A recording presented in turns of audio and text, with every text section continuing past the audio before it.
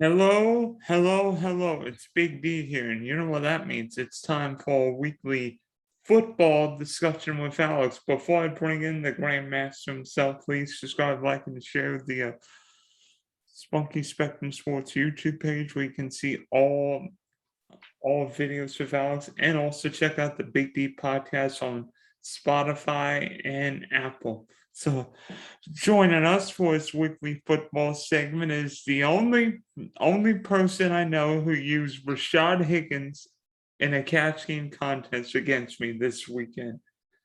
Alex.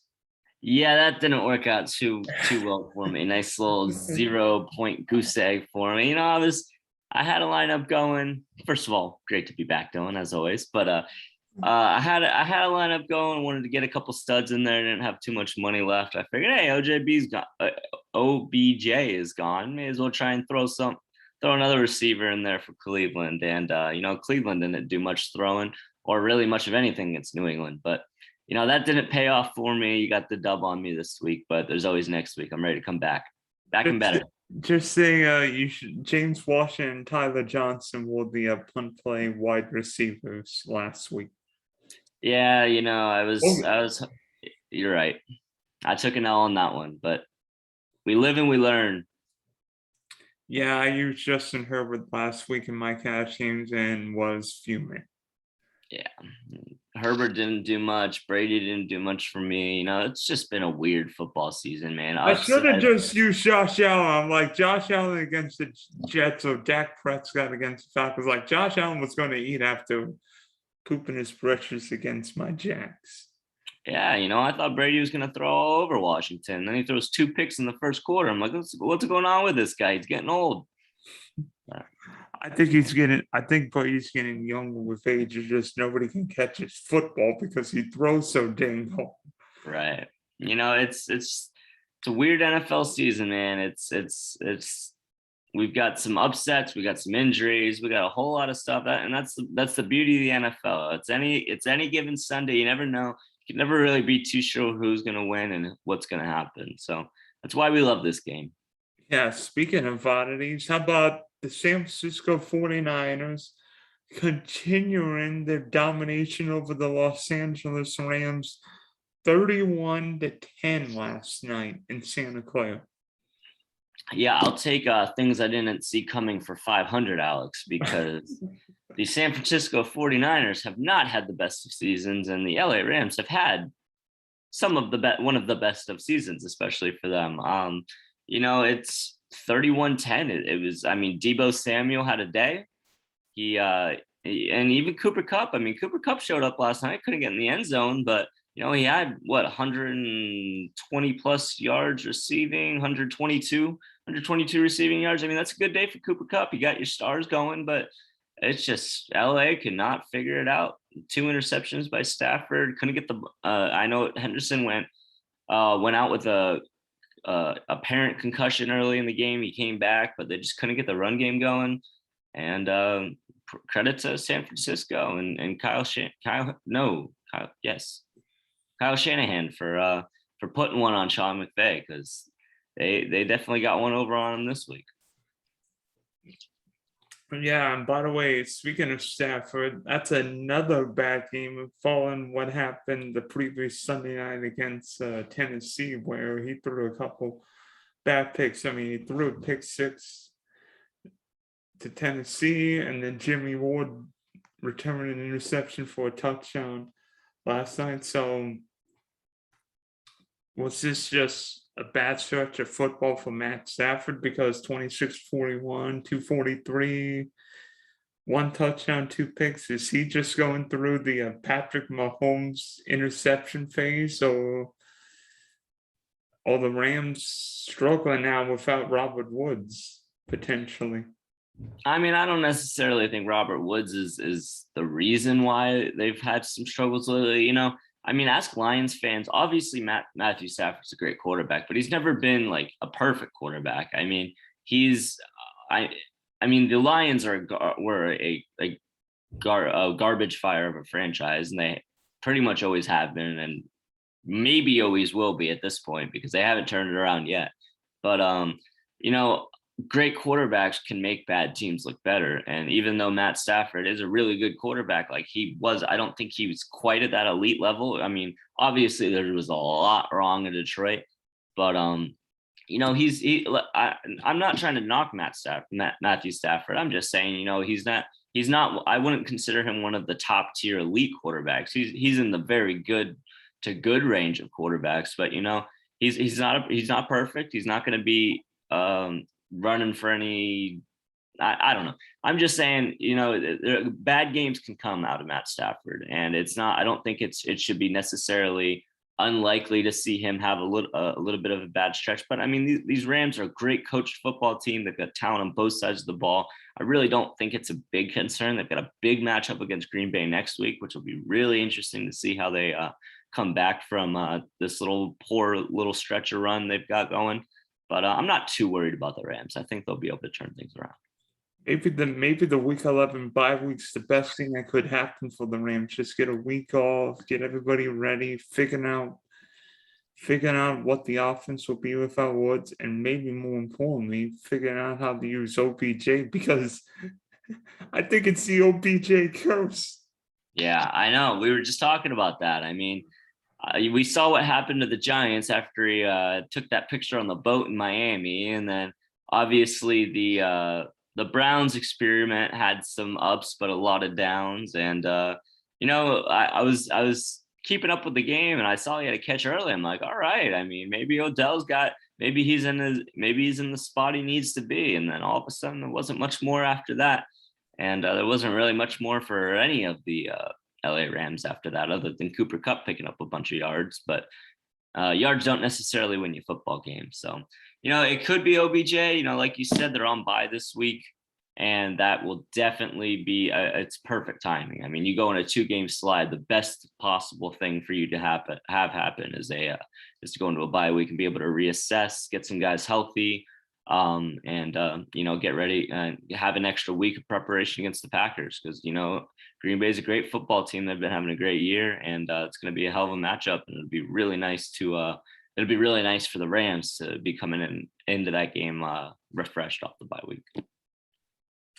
And how about Jimmy G? I mean, maybe saving his job, because I think a lot of people want San Francisco to use Trey Lance, but Jimmy G, I mean, not throwing much, 15-19, but being efficient. And finding Deebo Samuel. find me two better receivers in a division than Cooper Kupp and Deebo Samuel this year. If you drafted those guys in fantasy, oh boy. Yeah, I mean, Deebo's been having a great year. I mean, a lot of people that I was seeing were pretty high on Brandon Ayuk this year, thinking that he might come into his own, and he has been pretty much at least a fantasy bust as the years gone by. But yeah, no, Deebo Samuel's been having an absolutely amazing year. He had more than half of Garoppolo's total yards receiving or throw. He had more than half of Garoppolo's passing yards. Deebo did. I mean, he 5 for 97, a touchdown. He had that nice 40-yard game, 40-yard play. I mean,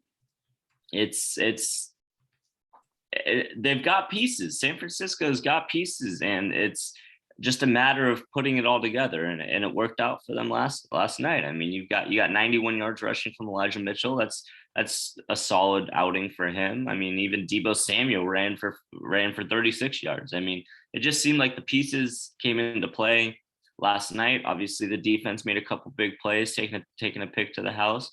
And it just seemed like, San Francisco was ready to play, and the LA Rams weren't as much. But, like we said, I mean, that's the NFL, man. You gotta prepare for every game, and you got to be ready for every game. And if you're lacking any sort of preparation or game day,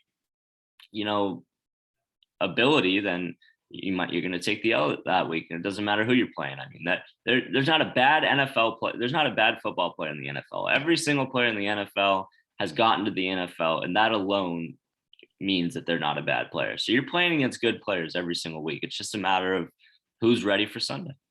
And San Francisco is ready more than the Rams were.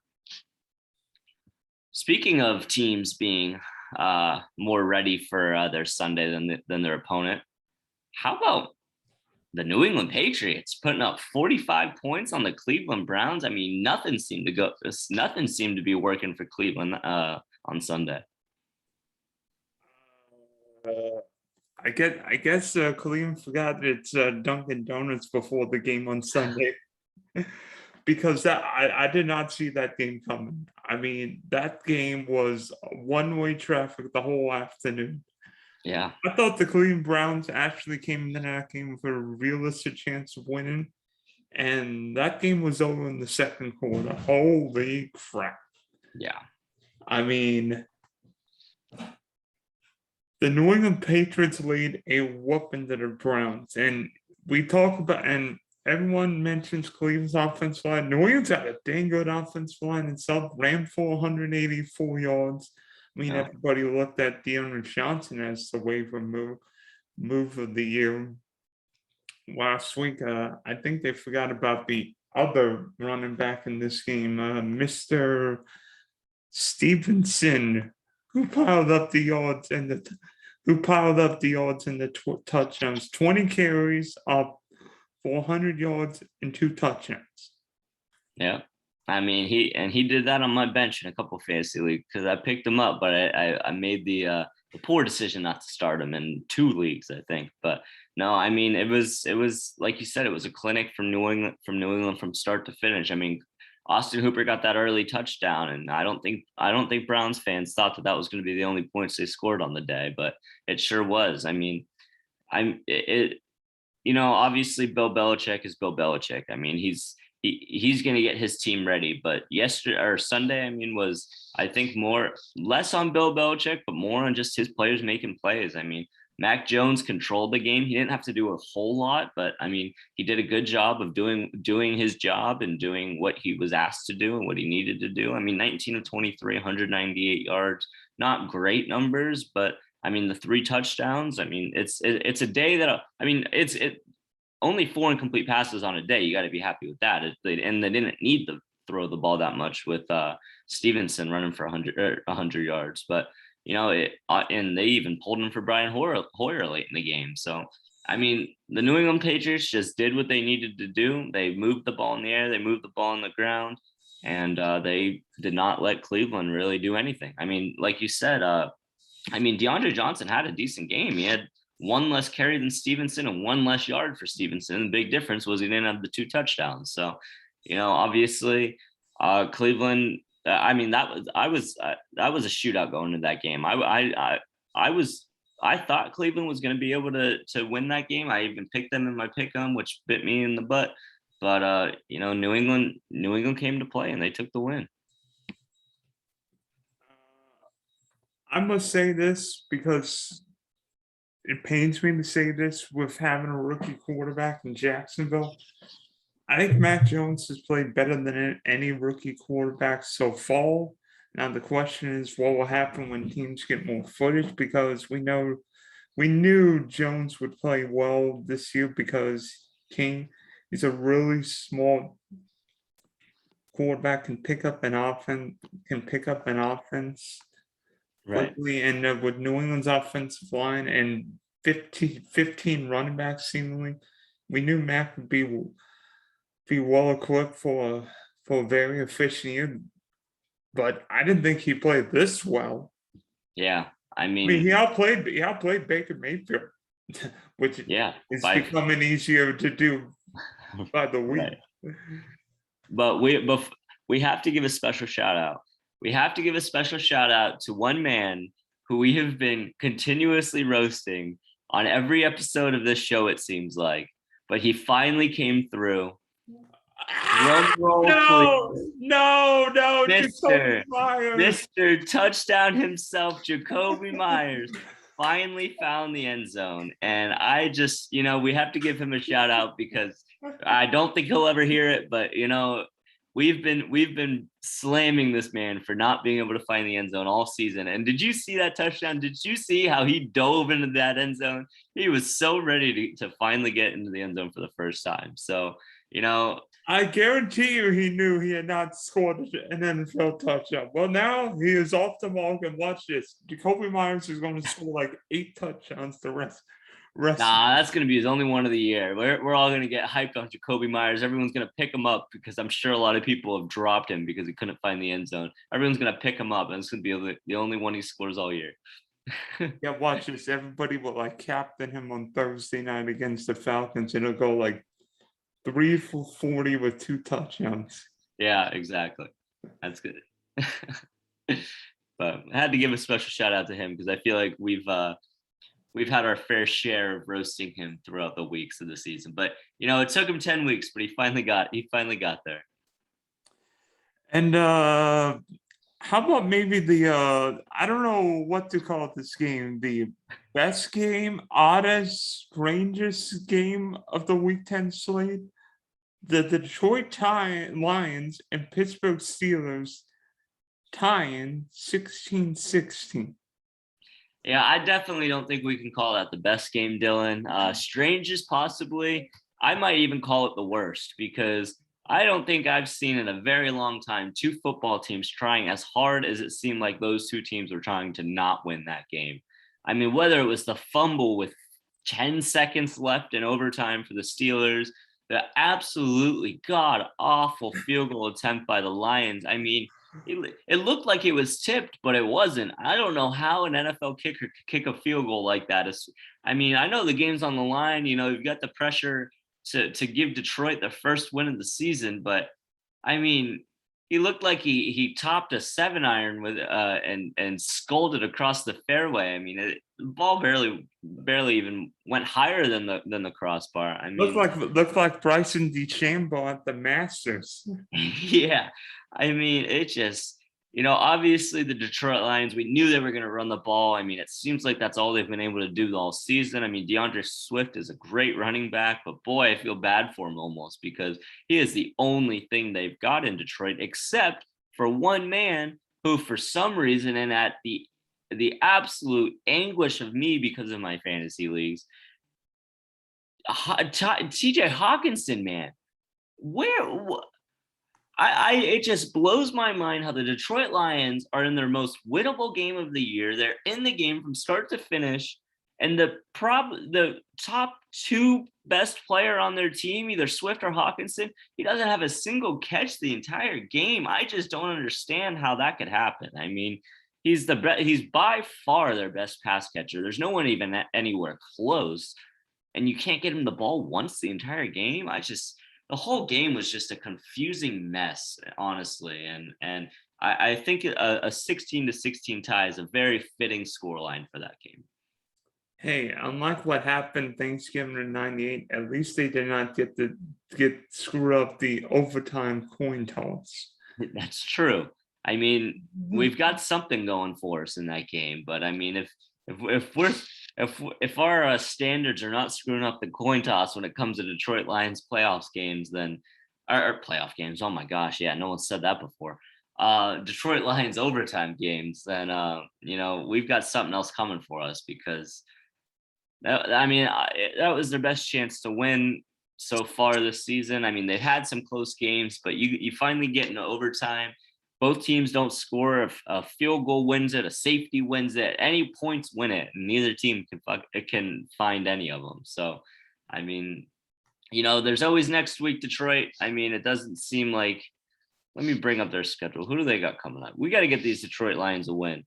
They've got the Cleveland Browns next week, which they play anyway, like they played New England against New England. Maybe Detroit's got a shot there. They've got the Bears after that, the Vikings, the Broncos, the Cardinals, not going to happen. The Falcons, the Seahawks, the Packers. I mean, there's a couple games that they can be competitive there coming up, but I mean, that Sunday was definitely their best shot at a win this season, and it unfortunately didn't turn out. I mean, the Lions have found ways of losing or tying games. I mean, the 66-yarder for Justin Tucker, the 50-some-odd yarder by Minnesota. Yeah. The Lions, the Lions might be the Lions already went 0-16 in 2008. Maybe they go 0-16-1 this year. Yeah, I mean, I saw some people saying, it would be totally the Lions to be the first team to ever go 0-16 and 0-17, but now they might be the first team to go 0-16, 0-16-1. I mean, I feel bad for Lions fans. I got a couple friends who are Lions fans, and I really do feel bad for them. I mean, I think that they were probably celebrating on Sunday. I don't know. I mean, being in a situation where you're winless and you get a tie, I guess that, I mean, it's better than losing, but I know that they were really hoping for that win. So, I mean, congrats, I guess. But you didn't lose. I mean, they're undefeated in November. The Detroit Lions are undefeated in November. They had a bye week and a tie. So, congrats to the November Detroit Lions, who have not lost a game yet. Yeah, and then watching, maybe they could play the rock and roll music in Cleveland on Sunday. Yeah. I mean, I think Detroit has, I don't think Detroit's that bad of a football team. I love Dan Campbell. I mean, of course they're a bad football team. I mean, they're 0-8-1. They're not a good football team by any means, but they've had their chances. I mean, they've had numerous games, like you said, those field goals, and then lose, obviously the tie here on Sunday. I mean, they've been somewhat competitive in a lot of these games. It's just the unluckiness and the way the cards have fallen just to not be able to pull out that win. But there's a couple, like we mentioned earlier, there's a couple winnable games on, maybe not winnable, but I mean potentially winnable games on that season, on that schedule that I think Lions fans can be looking forward to. But I feel bad for him right now, and it's bad coming from a Dolphins fan. When a Dolphins fan feels bad for fans of another team, it's probably a situation you don't want to be in. So, I think it's time to move on to our favorite segment of the week. And, there was a game this Sunday that I think a lot of people had pretty high expectations for. Fans of one team were pretty happy. Fans of another team were definitely not happy. Green Bay, Seattle. I mean, I don't know about you, Dillon, but you think Aaron Rodgers, Russell Wilson, even though Russell Wilson's coming back for an injury, obviously he was cleared to play, so you got to think he's good to go. I mean, you're thinking shootout if you ask me. And one team was definitely shooting blanks. By the way, the Seattle Green Bay game was arguably the most anticipated game of Sunday, with a Hall of Fame quarterback in Seattle and a Hall of Fame quarterback in Green Bay. And that was one of the ugliest football games I've seen all year. Yeah. I've watched that game thinking, what the? I'm not going to finish. But that was embarrassing. I mean, I know Russell Wilson's coming back from the finger injury. I know Aaron Rodgers is coming back from COVID. But come on, Seattle. What was that? You were coming off a freaking bye. Yeah. You were coming off a freaking bye. Everybody said, look at the snow. Look at the weather. Look at the weather. It was so bad. I'm like, Seattle plays plays in the rain. Haven't you heard it rains in Seattle? Yeah. That was actually better for an offense because the defense can't get a traction on the snow. I mean, that was embarrassing. You know who Seattle's leading receiver was on Sunday?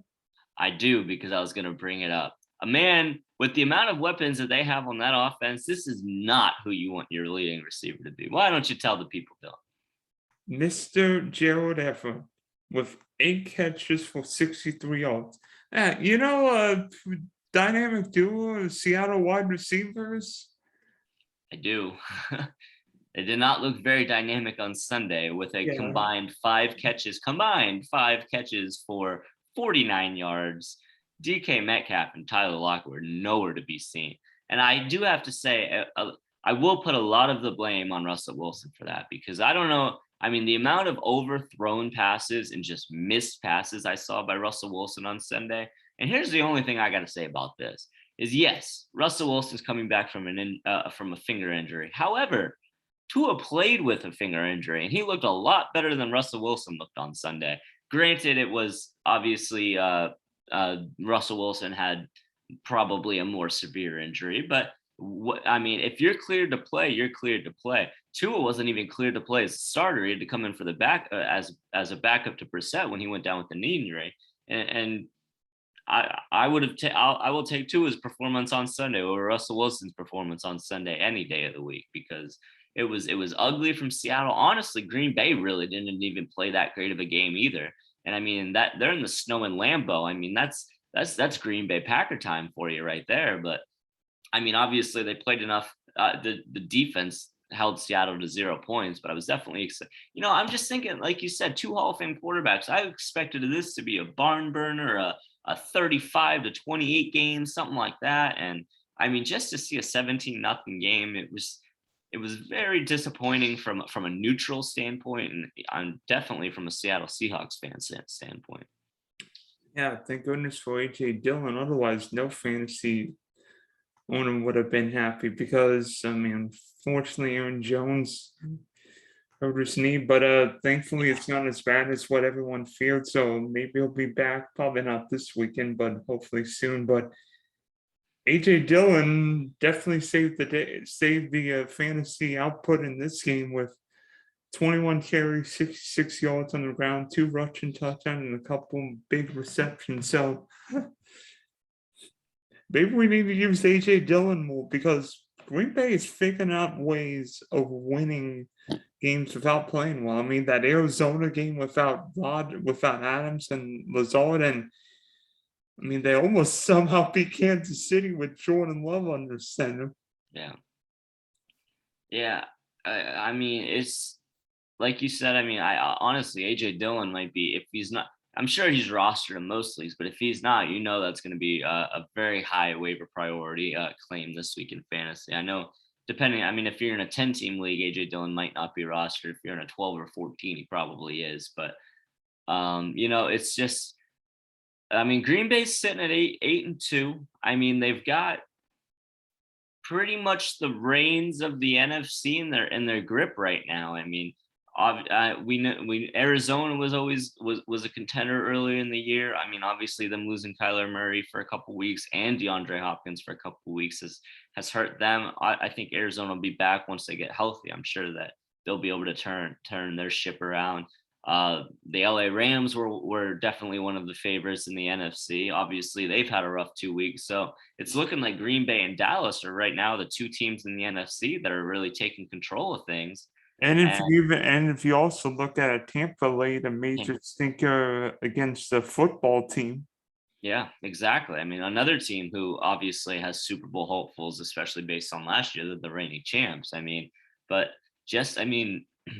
we're getting into the second half of the season. We're getting into the second half stretch, and this is where it counts. I mean, this is where you solidify those playoff spots. This is where you lock up first round buys. This is where you lock up home field advantage. I mean, this is where these teams really need to start digging deep and pushing, because especially in the NFC, because I mean, the AFC is wide open. I mean, there's 10 teams in the AFC who can make the playoffs right now, it seems like. But the NFC, that's a competitive conference, and there's no room for mistakes in that NFC. I mean, you don't want to be playing in Lambeau Field in December or in January. It's you're coming down to the point where it's like you got to start figuring out what's wrong and fixing it, because I mean, the playoffs this season, especially in the NFC, it's competitive. It's maybe the most competitive NFC I've seen in a long time.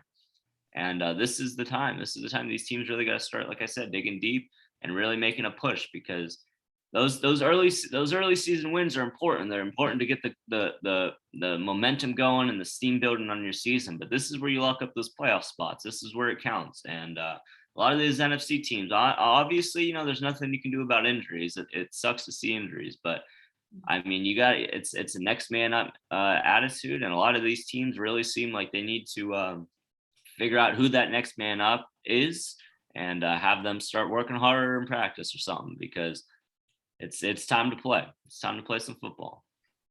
Yep, and sooner or later it'll be Thanksgiving, and then we'll see the good teams come and the bad teams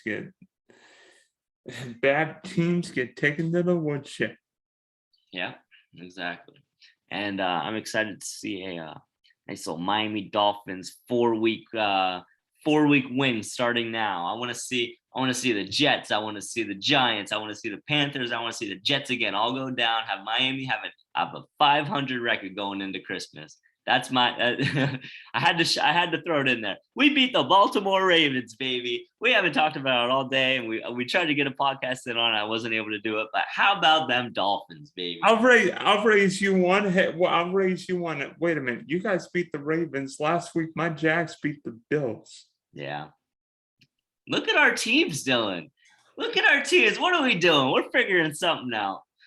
They heard us ranting on them every week, and all of a sudden they're like, "Oh, we don't want to be on that." Although I am sick and tired of Jonathan Taylor and Derrick Henry kicking all Sully butts. Yeah, Jonathan Taylor's a beast, man. He is incredible, but the Dolphins and Jaguars heard us ranting, and they're like, you know what, we gotta give these guys some. We gotta get some wins for these guys. So shout out to the Dolphins and Jaguars. I mean, obviously didn't work out too well for you guys this week, but last week you had a great victory, and it definitely something to hang your hats on for the season at least. And season's not over. Come on, Miami, win out and steal a wild card spot. We got this. Yeah. So good luck to you, Dolphins against the Jets this weekend. The New York Jets this weekend. And my Jags are facing the 49ers at home. Go Jaguars, baby.